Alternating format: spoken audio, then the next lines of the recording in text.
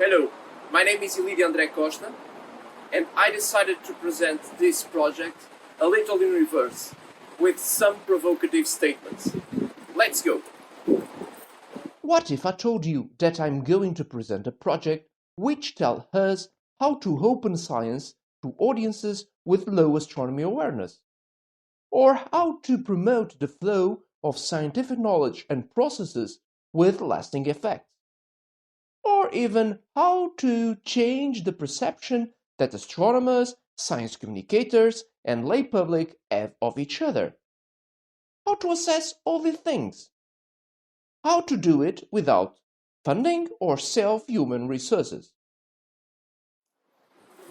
You are probably thinking, this is impossible. Well, I thought that too. But who am I? Let me introduce myself. This is only relevant because who I am allows you to understand the context of the project that I'm going to present. I am a teacher in Portuguese middle and high schools for the last 20 years. Since 2016, I've been deployed to Porto Planetarium Ciência Viva Center. I'm also a science education and communication researcher at the Institute of Astrophysics and Space Science. When I was teaching at my school, I used to look at charts like this with the number of scientific papers published in Portugal, or to charts like this other one with the same evolution but in NASA's Astrophysics Data System ADS, and I always wondered how much of these papers' content actually reaches non-specialized audiences. When does it reach those audiences? And even when something does reach these audiences, it's only the results. The problem is, if you only look to results, everything can be mistaken as a study. Therefore, we cannot distinguish science from false science, bad science, or fake news. So, in this boiling pot of dilemmas CoAstro emerged. It is a citizen science project which puts unskilled audiences doing astronomy research.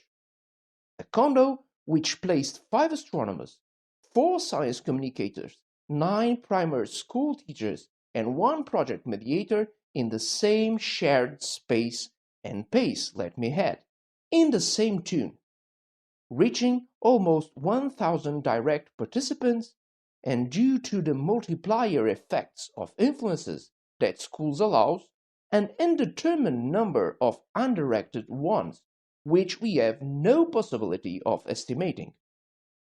All of this without self-funding or self-human resources. But how was this done?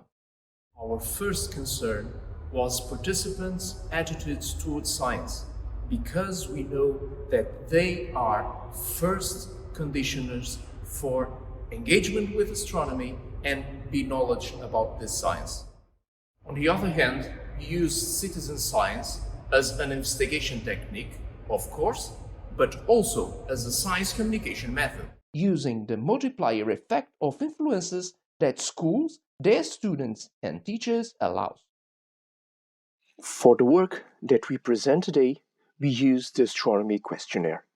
We start by translating into Portuguese the original test, the Astronomy Diagnostic Test, ADT.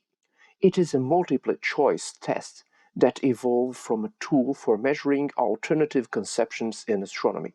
It was produced by the University of New Mexico. The translation and its retroversion were validated by an astronomy expert and by an expert in science teaching and dissemination. Then we performed a pilot study.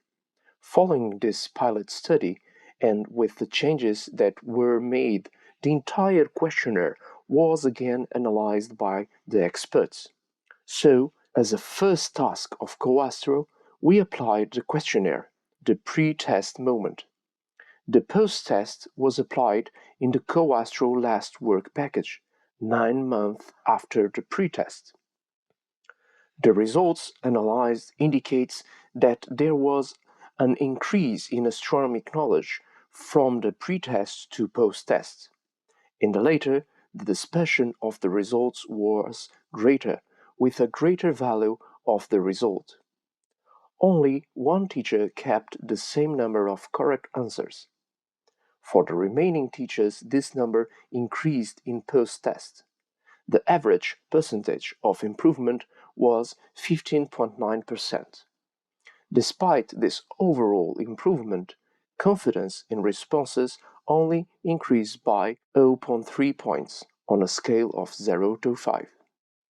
Of higher relevance than the item-by-item analysis is the category analysis, notions of scale, movements, gravity, and general category.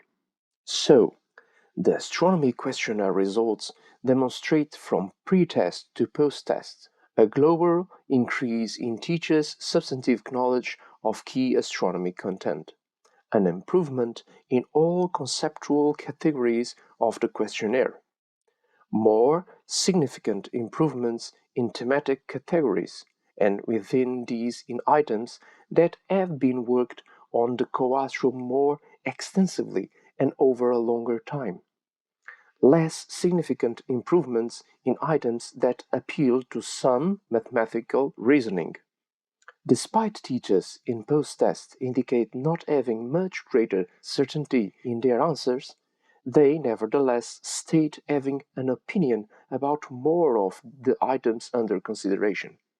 The wrong answers in post-test have different nature from the initials, revealing a process of evolution to the scientific concept. And still, when comparing to the results of Astronomy Questionnaire applied in USA and Turkey, we find that although the different contexts in these countries when compared to the Portuguese contexts, CoAstro teachers in post-test scored below of USA peers. However, in post-test and after performing activities that allow them to cover closer to the profile of those respondents, CoAstro teachers outperformed the USA peers.